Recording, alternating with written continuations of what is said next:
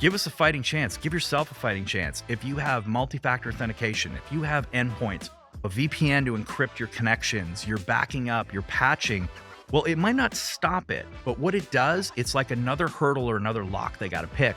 And when you combine those, you get that opportunity to go, hang on a second, I've seen a few things occur, maybe there's something, and then you can dive in. But if you don't have those, there are no alarm bells, there are no tripwires. Unfortunately, it's like the big bang happens, right? That's when you wake up one day and all your data's gone, or your money's been emptied out of an account and it's too late. Welcome to Now That's It, Stories of MSP Success, where we dive into the journeys of some of the trailblazers in our industry to find out how they used their passion for technology to help turn managed services into the thriving sector it is today. Mark Sangster, cybersecurity author, expert, evangelist, and industry security strategist, currently the chief of strategy at Adlumen. Mark, welcome to the Now That's It podcast. Oh, this is fabulous. Thanks for having me on the show. So it's always an honor to have industry leaders join the podcast. You have a ton of stories. We'll talk a little bit about your book, and I'm really looking forward to some of the stories today. This is going to be a lot of fun. And, some just the conversations we've had beforehand planning. Yeah, I'm looking forward to it. So you've had an extensive career, probably more extensive than most of my guests. And we'll talk about some of those honorable things that you've been part of. But has security always been a North Star for you, Mark? It has. I don't think I'd have actually recognized that. But as you say it, you're absolutely right. So, back in the day, I worked for a company called BlackBerry. Do you remember those? Those mobile devices that were keypads. And I worked on the first encrypted device, which at the time was for the Congress and for the DoD. But, the tech wasn't there, right? So like you would, send a message and encrypt it and you could go for a coffee and maybe it had gone. And then when you got the response, you went for lunch to wait till it decrypted so you could actually read the thing, right? But that's the early kind of heady days in this. And of course, it's changed so dramatically now. But yeah, and then working with Intel and Cisco and then of course, Adlumen, that's it, right? And it's become, I think in the last decade, it's now a household kind of term, right? And it's a whole new category. We look at it in investment, we look at it from a risk strategy perspective, and that's made a difference. So it's in the forefront now.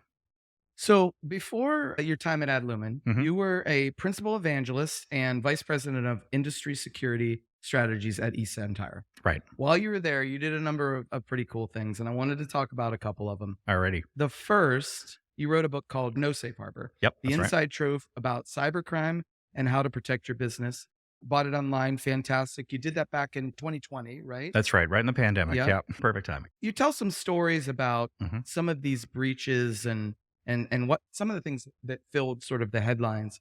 And there were several takeaways from the book that I got, but one that really struck me was that, as you mentioned a little bit ago, organizations really need to shift those security discussions away from the technology, right? Like we're here, we're talking about a technology stack and what should be in there, but focus on leadership. Right. Why is that so important? Because at the end of the day, they have to set the objectives, right? So I'll give you a good example here of a manufacturing firm that we did some work with. And that firm about 3-4 years ago was hit by Conti at the time, was a very active ransomware gang and pretty prolific at the time.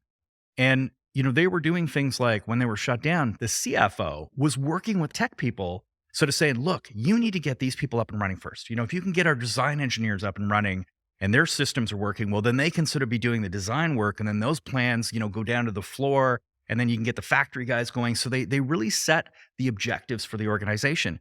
And that's sort of post-attack, but pre-attack, how do you figure out where to spend your resources, right? How do you prioritize? And that is going to be down to the leadership to be able to say, here's the critical things, right? Whether it might not be data, but it could be systems. This matters to our business. This is our lifeblood. So, for every $1 you spend on protecting something else, I want $9 to go to protecting that, because if this gets affected, we're gone. So, helping sort of set that, and then also understanding and listening to the IT people. The one thing I talk about with the executives, and I learned this from a good friend of mine, he flew Marine One for 3 presidents. He was in the White House during the attacks on 9/11. He ended up in the president's bunker because he was kind of the highest ranking military officer at the time who was there. And he talks all the time about the what, not the how. An executive or a leader's role is to say, here's what I want to see, or, what my objective should be. You're the expert, you do the how. And I think that is a critical difference, because a lot of time in leadership, right? You have to be strong. You're supposed to know everything. You always have to have an answer. And that's not true. You got to surround yourself with smart people who they have the answers. You just have to guide them. So, what is it about the security industry that excites you the most and conversely terrifies you the most? Well, so I think the first thing is like I joke that about a year in cybersecurity is like working for a decade. So it's constantly changing. There's always something going on. You go to vacation, you can't really vacation. You come back and things have radically changed, right? Every day you roll out of bed, you walk in the office and somebody says, "Did you hear about such and such event?" So it is both terrifying and exciting. I love the excitement of it because it is constantly changing, it is dynamic. And you're kind of playing chess with these guys, right? And when I say that, I don't mean to make it a game because it's not, right? The victims, that's significant. That's people's jobs. That's businesses going out, going under. That's hospitals that can't treat patients. And of course, we know where that sort of thing leads. On the terror side, that's exactly it. There's a lot at stake here. I recognize that some of the decisions and recommendations we're making are kind of on that knife's edge, right? And if something goes well, it's great. But, there's a lot of times I often use analogies and visuals in my presentations around things like mountain climbing, and that's it, right? And showing the guy hanging off the edge of the cliff because that's what it feels like a lot of the time. And I certainly sympathize with the companies that end up in this position, particularly where they've had a big incident and they're making some tough decisions, against the clock, right? And trying to get that to whatever, get that field goal with the last sort of second or two left on the clock. It's a tough. Yeah, it's a good analogy. You've had the opportunity to speak with businesses of all shapes and sizes, sometimes giving them advice, Mhm. but oftentimes just listening to their stories. Yeah. Sometimes they're not pretty stories. What were some of those common themes that you've uncovered with some of this conversation? Yeah, it's great that you lead in with that because it's right. Sometimes, people want you to help solve the problem, and other times they just want you to listen. But when it comes to these stories, first, I think there's this kind of undertone of misconception. So people think, we're too small. We have nothing worth stealing. If big bad guys like nation states or a ransomware gang come a calling, how are we possibly going to defend ourselves? And then ultimately, there's also this kind of cavalier attitude where it's like, well, even if something happens, we have insurance and backups and we'll be fine. And the problem is, I think it's like a get out of jail free card, right? They think that there's some kind of magic button they can press or whatever it is, an Uno, like a reverse card, that's going to fix it. And the reality is there isn't. It is far more complicated than that. So a lot of it is down to executive leadership. Seeing this as I talk about all the time, cybersecurity is not an IT problem to solve. It's a business risk to manage, just like any other risk that they might face, whether that's economic headwinds or a natural disaster, or, something along those lines. And so it's shifting the narrative until they see that. Then you can start to have meaningful conversations about, all right, now that we understand it, what are we going to do to solve this problem? Excellent. You don't have to name names, but I'm just curious. Have you ever heard a story that is maybe just so gut wrenching or horrible that maybe provoked some deep thought about maybe the state of the industry and where some of these businesses were at? Yeah, for sure. I mean, we've certainly seen this in hospitals, for example, when healthcare facilities, community healthcare centers are taken down. And when you look at that sort of industry, right, there's a lot of consolidation. And that sounds like a lovely, sort of corporate term. And really, frankly, it's a euphemism for a bunch of them shutting down. And so you may have areas where there's one center for 100-mile radius. And, everybody's got to come in there. And there are cases, I hate to say this, but there are fatalities associated with ransomware attacks, right? And this is, simple delays in things like medical records now being transferred as paper and pen, people writing down the wrong thing or misreading it. Or we also see that often the med tech gets taken down. And so doctors don't trust it. So they look at the results and they go, no, that can't be right. And so they miss things. So in those situations where it's life and death, right? Where time matters, like strokes and heart attacks or, trauma with car accidents, we unfortunately we see fatalities go up after ransomware. And that to me is, I feel like we could have avoided that, right? Absolutely. It's unnecessary. In other cases, it's businesses, people that those companies go under. And, the executives, one case where an executive took his own life because the company went under. And that's tragic. Yeah. There's definitely been a shift to more sophisticated attacks. Agreed. Is this a wake up call, or should it be a wake up call for businesses to treat security really as a foundational policy rather than sort of a nice to have insurance policy? I don't think this is going to happen. Yeah. You know what? I love the term that sort of foundational policy is exactly what it needs to be. So like I said, just like any other form of risk, whether it's economic, it's, legal strife or whatever it might be, They have to look at it like that. And those assets, at the end of the, whether it's bad deals or whether it's a cyber criminal stealing that money, they have to. It has to be primary. And we're seeing that as well as evidenced in things like investment banking, mergers and acquisition, where this is an area where they're really focusing on making sure there isn't going to be a loss of value. And then insurance is the other one where, insurers are saying, if you're not doing these things, effectively, if you don't drive the speed limit, wear your seatbelt, all that kind of thing, then, we're going to invalidate your coverage if something does happen. And, I think that's the real lesson here is if we're to use that auto insurance analogy, we've got companies driving around with blindfolds on, their seatbelts off, and their airbags disabled, running red lights and thinking like, whatever, it's, my car is too small. No one's going to hit my car. All that kind of, like I said, those misconceptions. And of course, when it happens, then it's the reality check because they realize, it isn't like, well, it won't happen to me. It happens to somebody else. Excellent. As I mentioned earlier, your current role is the Chief of Strategy at Adlumen, a cloud native managed detection and response platform. I come from the MSP industry. I used to try to sell security. Yeah. We're doing our best as MSPs and on our customers, really to sell security and sell the value and the importance of security. They run assessments to identify gaps. They perform training. They're doing a number of different things.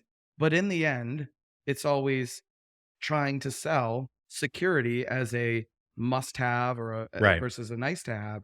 What advice do you give to some of the MSPs, the service providers that are out there on pitching the security narrative and to make security that baseline instead of an add-on? Yeah. So there's a term in the security industry called FUD, fear, uncertainty, and doubt. And everybody kind of sells this scary, right? The big and scary. And, I did a little bit earlier when I told you those hospital stories. But I think the other thing that a lot of people, when they try to, when they go to market, when they're working with these types of companies is, we live in a corporate, a world of corporate statistics, right? And metrics. And so the problem is we throw out all these, crime kind of statistics. The problem with crime statistics is that they're abstract. But if I tell you that your neighbor got robbed at gunpoint, now it's a different story. Now you get an alarm system, right?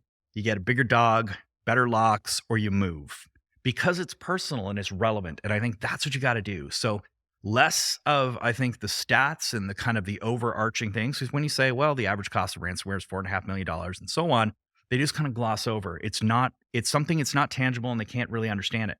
But when you tell a story and you talk about how, the spouse of one of the executives, their account got hacked and they were able to see what she was doing and they were able to, defraud the company of like $1 million, suddenly that matters to them. And so when they understand those things, as I joke about it, there is no ROI as in return on investment in cybersecurity, but I kind of kid around that there's ROI, which is risk of incarceration, which is that little bit of, in larger companies is that there is a liability here, right? There's a fiduciary obligation and you're getting held to it, whether it's courts, class action suits, your clients or regulators. Yeah. So let's talk tech for a few minutes here.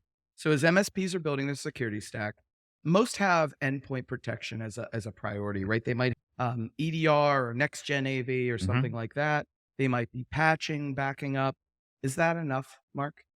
Those are fundamentals, right? In some way I talk about it, it's like, brushing and flossing. You got to do it. Is it going to stop all the cavities? No, but you still have to do it, right? Yeah. And I think that's important. And I don't want to diminish those. Things like endpoint has become critical because we see a lot of activity on the endpoint. And so it's moved the front line from the firewall to there. That's important. Things like backing up and patching. Unfortunately, when we look at even sophisticated attacks, the basic tools and techniques they use aren't necessarily that sophisticated. They're still phishing, right?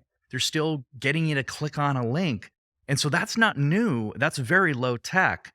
The problem is when you can combine all these things, that's when you can see it happen. So that's what I always say is give us a fighting chance. Give yourself a fighting chance. If you have multi-factor authentication, if you have endpoints, a VPN to encrypt your connections, you're backing up, you're patching, well, it might not stop it, but what it does, it's like another hurdle or another lock they got to pick.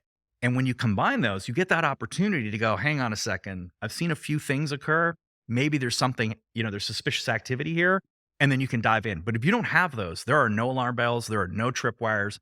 Unfortunately, it's like the big bang happens, right? That's when you wake up one day and all your data's gone or your money's been emptied out of an account and it's too late.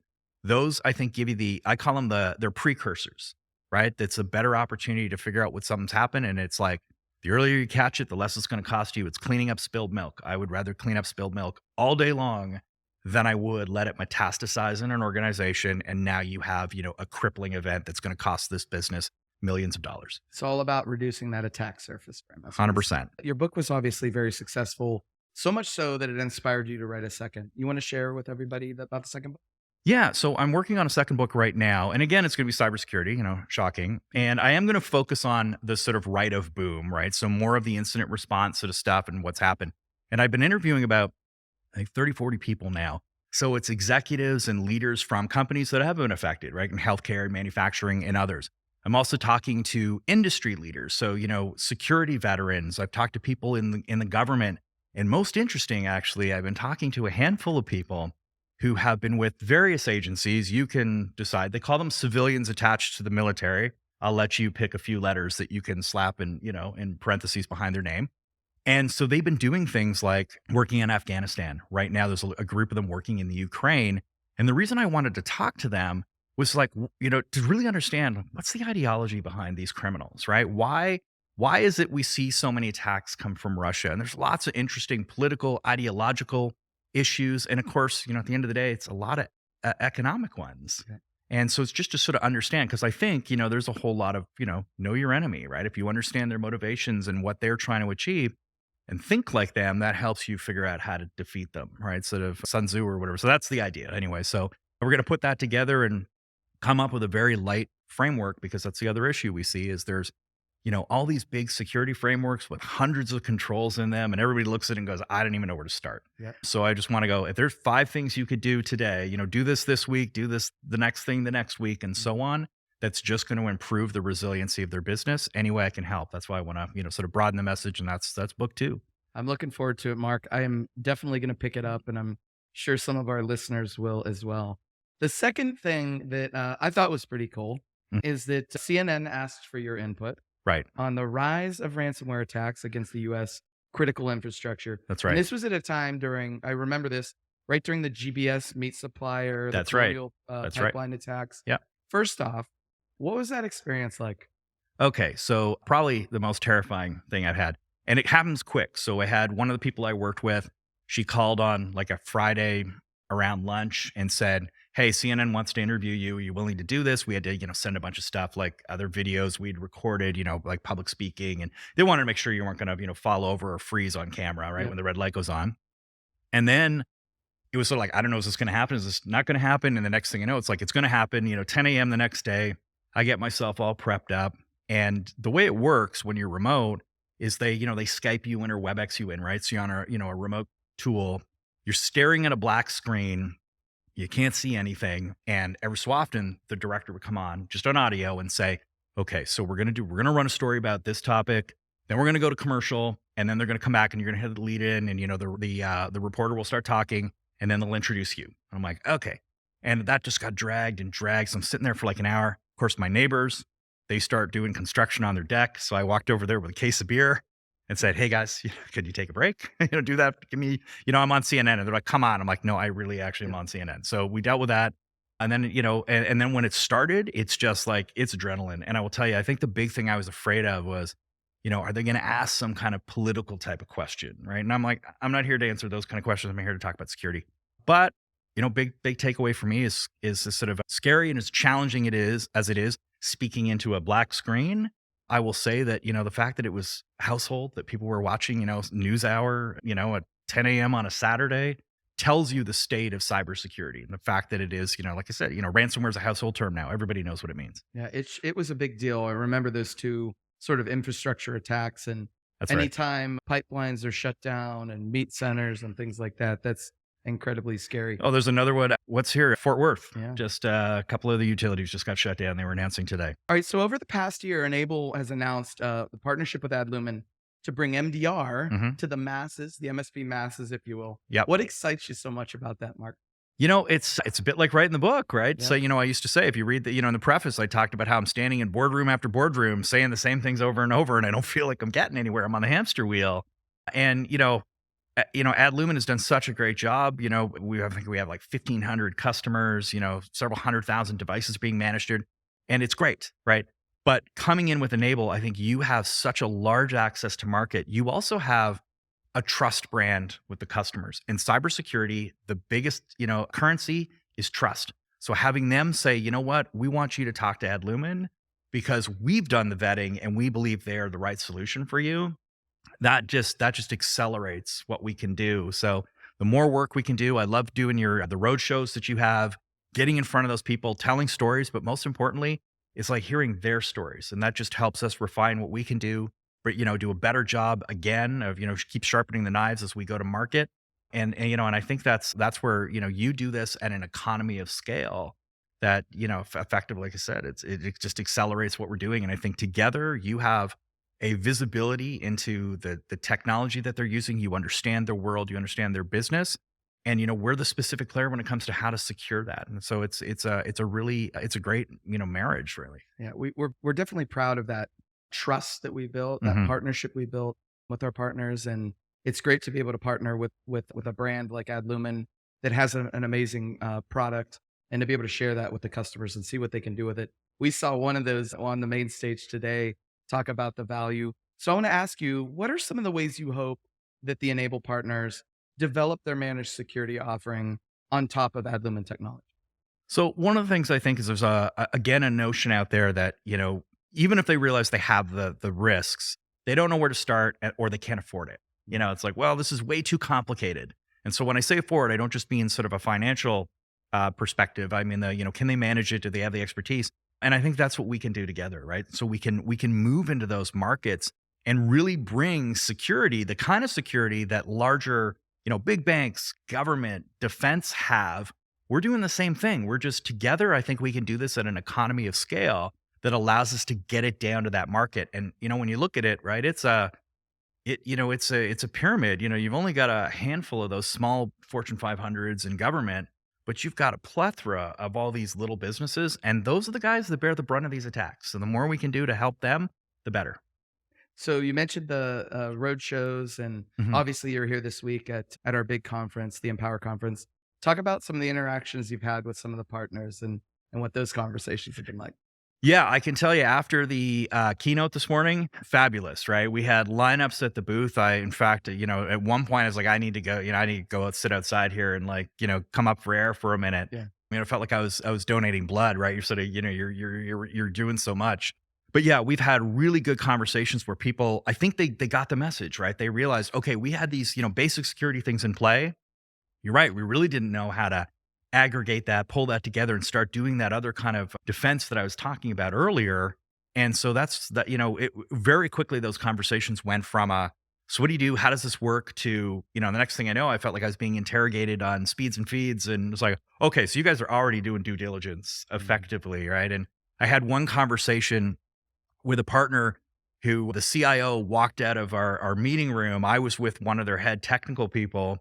And he just walked up and said, yeah, we're doing this. So, work with Mark and figure out, what it is, get all the info you need to check your boxes and feel good. But this is happening. So, this is back to that acceleration and getting to market quicker. I go to a lot of conferences. I do a lot of speaking. But this one, I set it apart because I think it's not only having really good, meaningful conversations, but you can see the traction. That's great. Thanks, Mark. Really appreciate that. So let me ask you, what are some goals going forward? Obviously, you've got a book on the horizon here. You're really excited about this partnership with Enable and what you can bring. What are some other things on the horizon for you? Yeah, I think with security and focusing on the executive layer, right, as I've talked about, one of the things I'd love to do with Enable is kind of brandish what we call tabletops, right? Tabletop exercises. The idea is, we get the people, we get the leaders, we get the technical people in the room, and we simulate these scenarios. And it's the best way for them to learn. It's the best way for them to suddenly understand it's not a security issue. Good example I have there's a few firms now have fallen for this where when they're attacked, some clever person in IT will put up a sign that says, don't connect to the network, don't connect your laptop, all that kind of stuff. Well, the next thing you know, some irate customer takes a picture, sticks it on social media, and then you got the news. And so I like to kind of, talk about that and show them, well, that was your call. Or, you don't want the IT person to say, well, I'm going to take down the service because there's something bad going on. And that's going to knock out a critical, maybe that's online banking, right? Or that's medical imaging in a hospital. And now you can't treat patients. And that's where they understand that. So I think there's lots we can do there. Continue with your conferences. I got to tell you, I would love to be up on that stage. I love the big keynote. I don't know what it is. It's somehow, the bigger the stage, the more fun and interesting it gets, right? And you can kind of do a much different talk, which is, a little less in the weeds, but it's more inspirational. And that's where, so I think there's plenty of opportunity for us in the future. You definitely bring a ton of energy, a ton of passion to the security space. You built an incredible career over the last, 20 plus years. So I have to ask you, when did you know, now that's it? In terms of like being in cybersecurity, Yeah. I would probably say, it was probably 5 years ago. And it's when you're sitting in a room, you're in a boardroom, you're with people and you're talking and you're kind of like, am I even getting through to you? Like, I don't really know. And then all of a sudden you have somebody come up and they say, okay, I'm going to get you in with the CEO. I'm going to get you in front of our board. Can you do this? And then it just sort of, it goes from there. And I realized, you know what? I finally, it took me a long time, but I finally found the right vocabulary, right? I'm pushing the right buttons and people are responding. And it's not that your knowledge changed. I think it's just, it's kind of the way you go to market, right?